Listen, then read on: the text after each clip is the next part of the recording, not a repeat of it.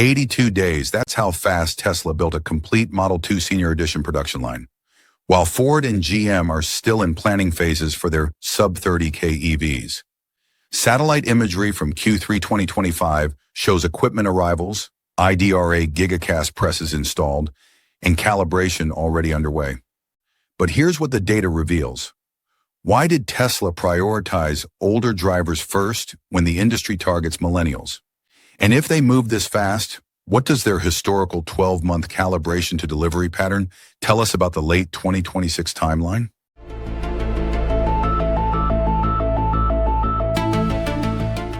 Let's start with what we can verify. Equipment manifests from commercial logistics trackers show IDRA GigaCast presses arriving in staggered shipments over a 15-day window in late Q3 2025. These aren't small machines. Each press weighs over 410 tons and requires reinforced concrete slabs with specialized vibration, dampening plates just to operate without structural damage. Installing one typically takes automotive manufacturers 6 to 8 weeks when following standard protocols. Tesla installed 2 and had them operational in under 12 weeks total. Compare that to established timelines in the industry. Volkswagen's ID.3 line in Zwickau required 18 months from groundbreaking to first test unit. Ford's F-150 Lightning line took 14 months, despite using existing factory infrastructure.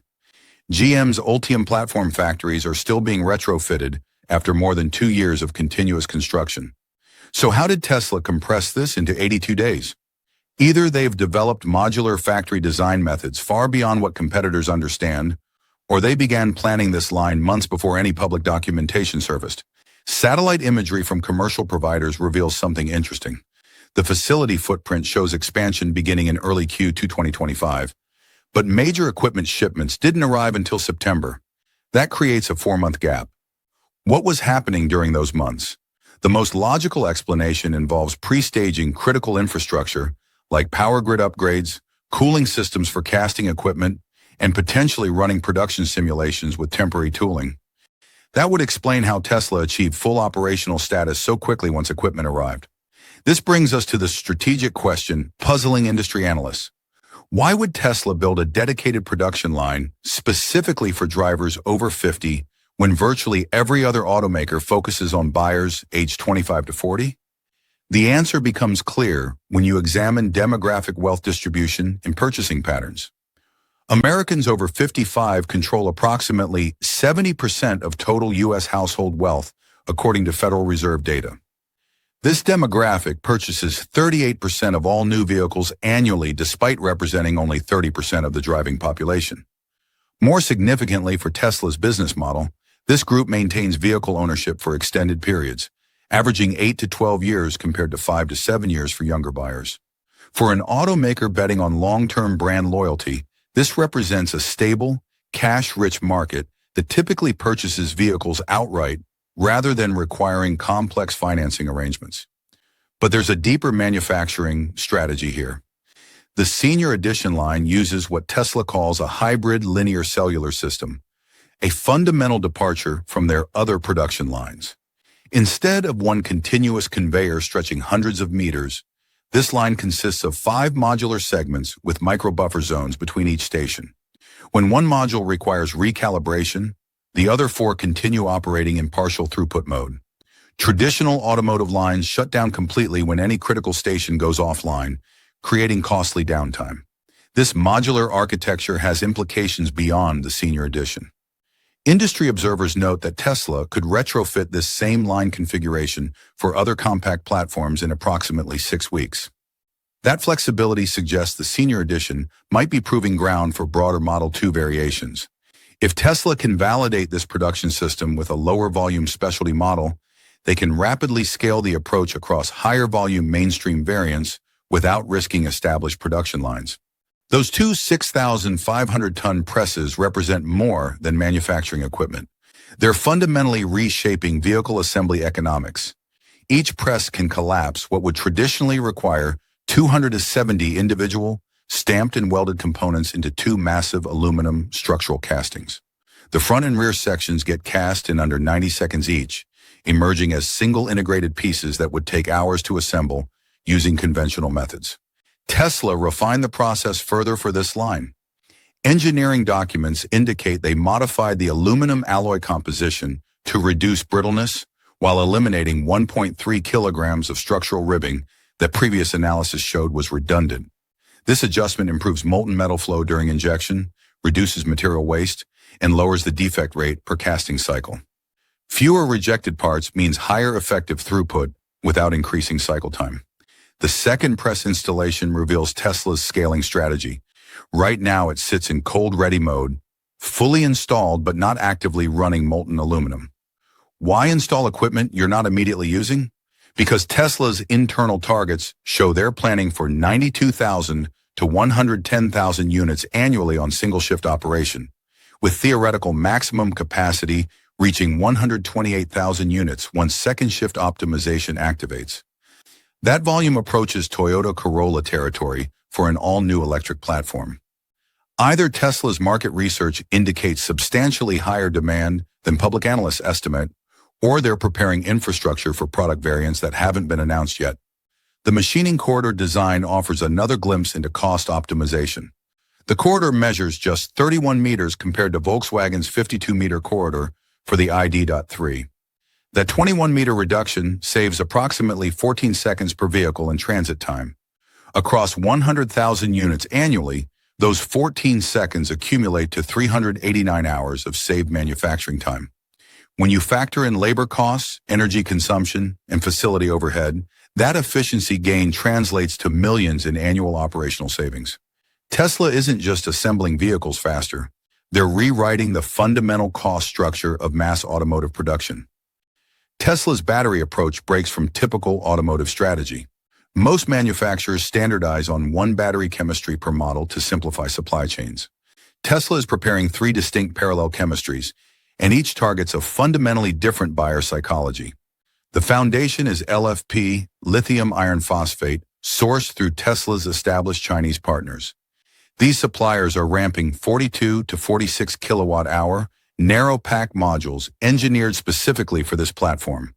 Real-world range projections place these packs between 295 to 317 kilometers, depending on wheel diameter and driving patterns.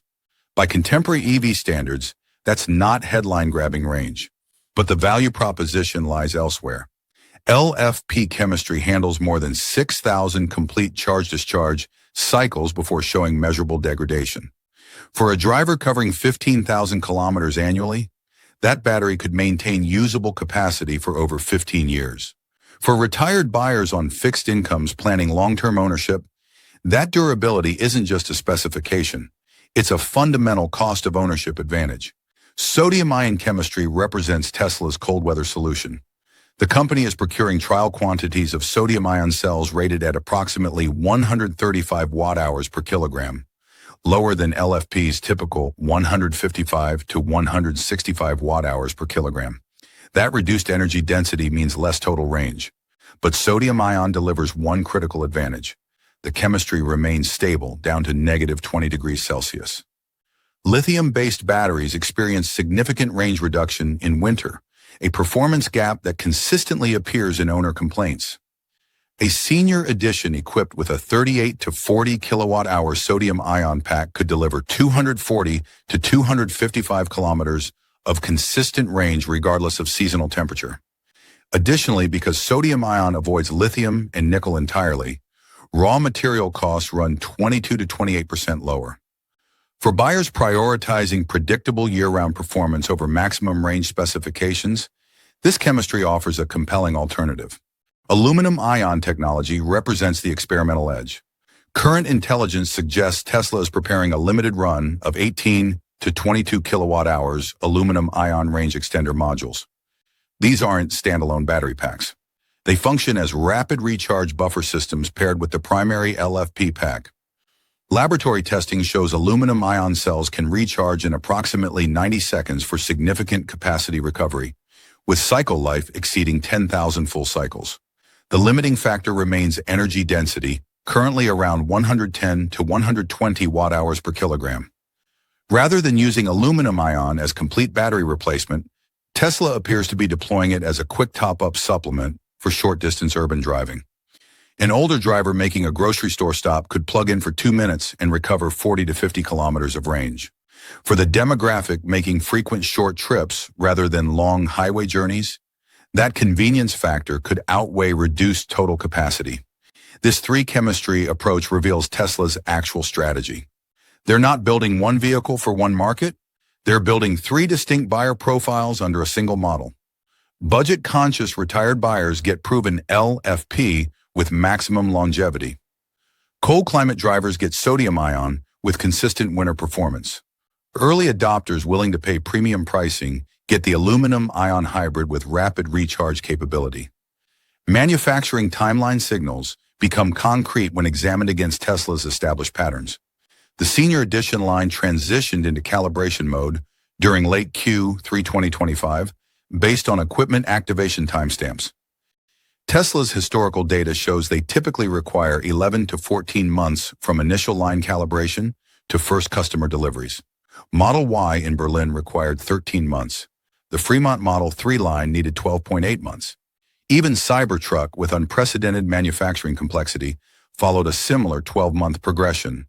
If Tesla maintains consistency with established patterns, the earliest realistic delivery window falls between August and November 2026.